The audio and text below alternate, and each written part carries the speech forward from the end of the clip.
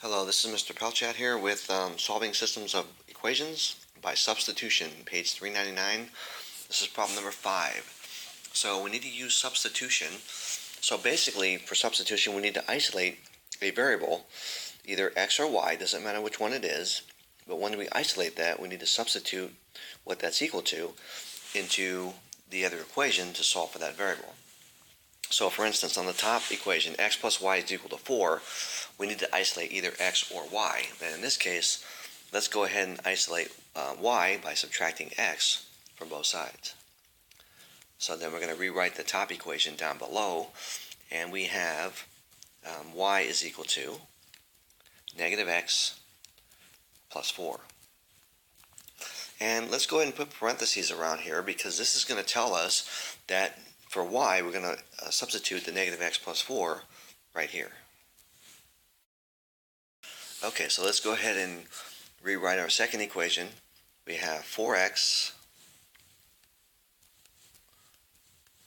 plus, and then we have y, which is in parentheses here, negative x plus 4, and then we have equals 1. Okay, now we have one variable, and we're just going to solve for x, since that's our variable. So we have 4x minus x, which is 3x, and then we have a plus 4 is equal to 1. And then using inverse operations, we're going to subtract 4 from both sides, leaving us with, so here it looks like x is going to equal negative 1 if we solve for x here, divide by 3, and then x is equal to negative 1.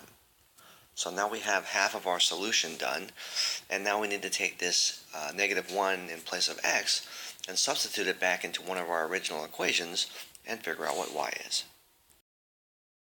Okay, so since we know that x is equal to negative 1, we're going to put the negative 1 in place of x right here. And then now we're going to solve for y. So using inverse operations, we're going to add 1 to both sides. So y is equal to 5. So our solution, which is an ordered pair of where these two lines would intersect if they're graphed, is negative 1 and 5. Okay, so when you get your solution of negative 1, 5, it's always a good idea to plug your values back in for x and y in both equations to make sure that you have a correct answer. Okay, by doing so, in the top equation, we have negative 1 and then plus 5, and then does that equal 4? And it does, so that's a check.